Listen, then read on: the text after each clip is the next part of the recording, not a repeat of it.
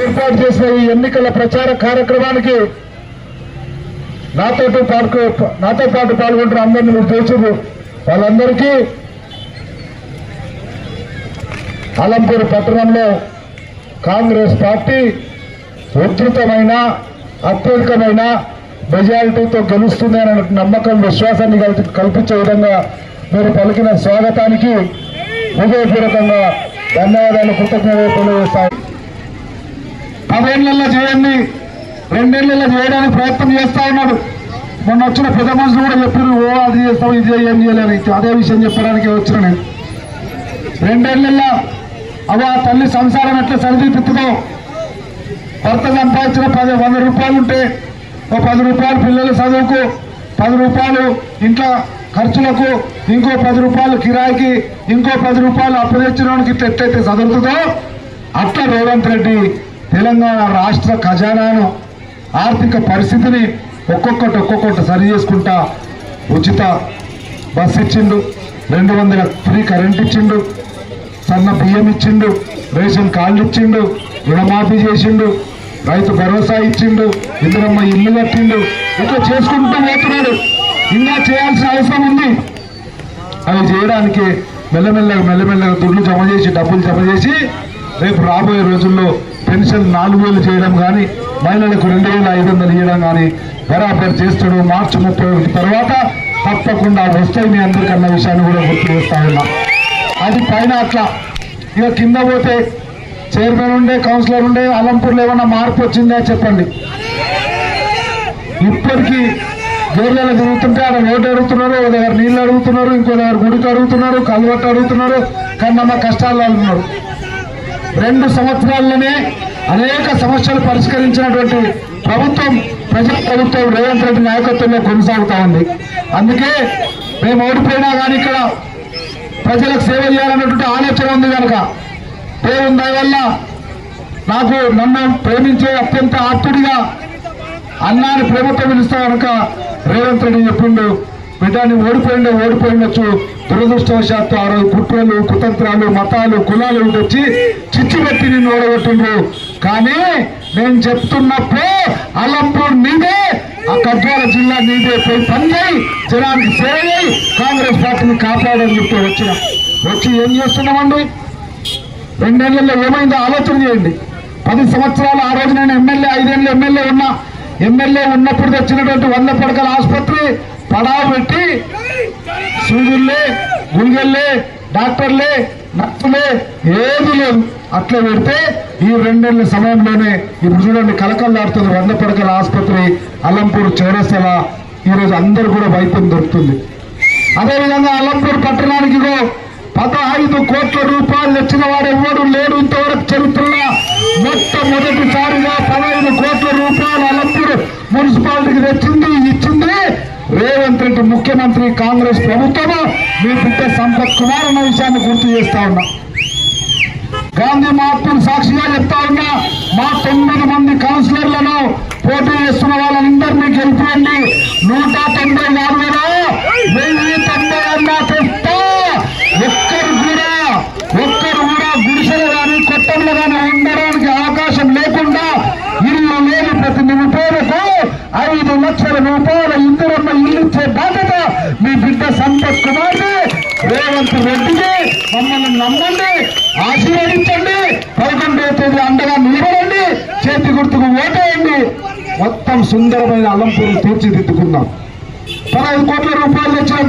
మేము ఎమ్మెల్యే లేము, municipal councillor లేము, మున్సిపల్ చైర్మన్ లేము, ఎమ్మెల్సీ లేము, ఏమీ లేవు. అయినా కానీ రేవంత్ రెడ్డి నాడు ప్రజాపాలన ఉంది కనుక అలంపూర్ నియోజకవర్గానికి డబ్బులు కావాలన్నా అని ముఖ్యమంత్రి దగ్గరకు పోయినా, అన్నా అలంపూర్ అని నియోజకవర్గ కేంద్రం కానీ చిన్నగా ఉంటుంది ఊరు, మున్సిపాలిటీ చేసిర్రు కానీ పనులు కాలే, రోడ్లు లేవు, డ్రైన్లు లేవు, చాలా చేసేది ఉంది అని చెప్తే 15 కోట్ల రూపాయలు ఇచ్చి ఉట్టి మాటలు కాదు, వాళ్ళలాగా ఊకే మాటలు చెప్పి పోయేటోని కాదు. నేను బరాబర్ కాగితం తీసుకొచ్చిన 15 కోట్ల రూపాయల కాగితం తీసుకొని మేము అందన్న ఈ 15 కోట్లల్లో ప్రతి వార్డుకు ₹1 కోటి పెట్టినాం. ఏం కావాలంటే అది చేసుకోవచ్చు. మేము ఎమ్మెల్యే ఉన్నాం, ఎమ్మెల్సీ ఉన్నాం, కానీ మనం ఏం కాదు, మా గవర్నమెంట్ లేదు, మేము లొట్ట పీస్ గాడము శాతగానం ఉండమని వాళ్ళే చెప్తున్నారు. అయినా కాదు, నువ్వు ఎమ్మెల్యే ఎమ్మెల్సీ ఉండి ఏమి చేయలేరని నీవే చెప్తున్నావు. శాతగానం ఉండి నాతో ఏం కాదని ఈ కౌన్సిలర్ చేసి ఏం చేసాడమ్మా? మోరి కట్ట కూడా క్లీన్ చేయలేడు, ₹1 కూడా రాదు, లైట్లు తిరగవు, రోడ్లు రావు, కల్వర్ట్లు వేయరు, ఇందిరమ్మ ఇల్లు రావు. అదే రేవంత్ రెడ్డి వారసులుగా ముచ్చటగా నిలబడ్డారు. చూడండి మా అభ్యర్థులు ఎట్లున్నారు. యువకులు విద్యావంతులు ఉన్నారు, కష్టపడి పనిచేసే వాళ్ళు ఉన్నారు, అలంపూర్ను అభివృద్ధి చేయాలన్నటువంటి ఆలోచన ఉంది. అటువంటి ఆలోచనతో ముందుకు వస్తున్నటువంటి 10 మందిలో 9 మంది నిలబడ్డారు. జూనియర్ కాలేజీలో ప్లేస్ చాలా ఉంది, డిగ్రీ కాలేజ్ పెట్టే అవకాశం ఉందని అటువంటి డిగ్రీ కాలేజ్ కూడా వచ్చిన మీ ఆశీర్వాదంతో వచ్చిన ఈ కౌన్సిలర్లు ఫస్ట్ కౌన్సిల్ మీటింగ్ లోనే డిగ్రీ కాలేజ్ కు తీర్మానం చేసి ఆ తీర్మానం కాపీని తీసుకొని పోయి రేవంత్ అన్న దగ్గర కొట్లాడి బదిలాడి అడుక్కొని డిగ్రీ కాలేజ్ వచ్చే బాధ్యత నాది, నమ్మండి, ఆశీర్వదించండి అని చెప్తా ఉన్నా. మొన్ననే మనకు అదృష్టానికి మన జిల్లా ఇన్ఛార్జ్ మంత్రి దామోదర్ రాజనరసింహనే వైద్య ఆరోగ్య శాఖ మంత్రి, ఆయనతోటే ఆ హాస్పిటల్ ఓపెన్ చేయించిన. ఆయనకు ఆ రోజు చెప్పిన, కానీ నర్సులు ఇంకా లేరు, నర్సుల రిక్రూట్మెంట్ అయిపోయిన తర్వాత చేద్దామన్నారు. నర్సుల రిక్రూట్మెంట్ అయిపోగానే ఈ 30 పడకల ఆసుపత్రికి 25 లక్షల రూపాయలు కేటాయించి 50 పడకల ఆసుపత్రిగా అప్గ్రేడ్ అంటే తీర్చిదిద్దే బాధ్యత కాంగ్రెస్ పార్టీది మాది అన్న విషయాన్ని కూడా గుర్తు చేస్తా ఉన్నా. ఎప్పుడు 2009లో అవునా?